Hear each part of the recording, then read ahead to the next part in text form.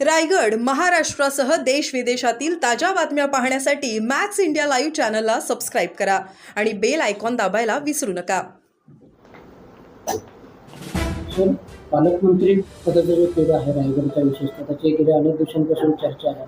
काय कधी आपलं पालकमंत्र्यांचं पद पालकमंत्री म्हणून रायगड जिल्ह्याचं हे स्वप्न अपुरंच राहणार का? कारण एकंदरीत सगळं वातावरण बघताय, कारण 26 जानेवारी असेल, 15 ऑगस्ट तो महत्वाचा दिवस असतो प्रत्येक व्यक्तीच्या, म्हणजे आमदारांच्या तरी आयुष्यात।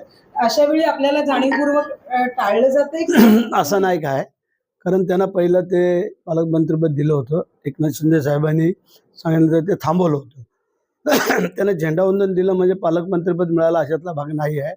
परंतु आत्ताची ती वेळ नाही आहे, आत्ताची वेळ आहे देशाची जी काही युद्धजन्य परिस्थिती चालू आहे त्यावरती सध्या आमचं लक्ष केंद्रित आहे आणि त्या अनुषंगाने आम्ही पुढची वाटचाल करतोय। सर, राज्यातलं एकंदरीत आता देश पातळीवरचं वातावरण युद्धाचं आणि राज्याचे आपण एक मंत्री आहेत, तर या दृष्टीने राज्याने आपली काही यंत्रणा राबवायची भविष्यात तयारी केली आहे?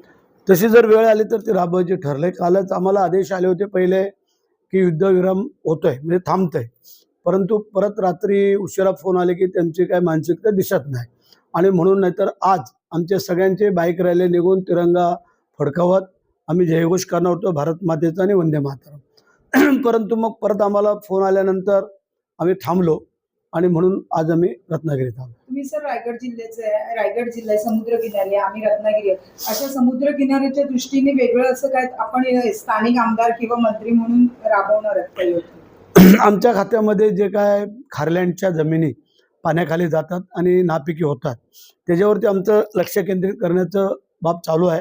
कारण अशा अनेक मग ते मॅंग्रोव्ह वाढतात, झाडं वाढतात आणि मग ते नापिकी होऊन शेतकरी हवालदिल होतो।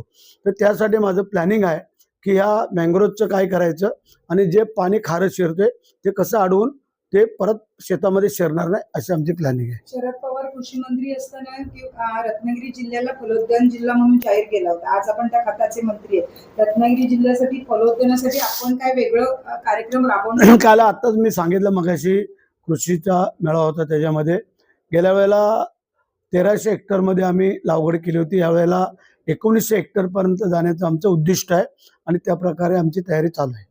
सर, कोकणात म्हणजे विशेषतः रत्नागिरी हापूस आंबा आहे, त्या शेतकऱ्यांसाठी तो फार अडचणीचा किंवा कमी उत्पन्न देणारा झालाय। रोज रोज पडणारे रोग किंवा त्यांना येणारे निसर्गाची अनियमितता, याच्यासाठी आपण हा आमच्या त्याच्यामध्ये वेगवेगळे प्रकार आम्हाला कसे करता येतील की शेतकऱ्यांना आंब्यावरती येणारा काही रोग असेल, मोहर खराब होतो, अवकाळी पाऊस पडतो, गारा पडतात, ठीक आहे, भरपाई हे ते आम्ही देतो, तो भाग वेगळा आहे।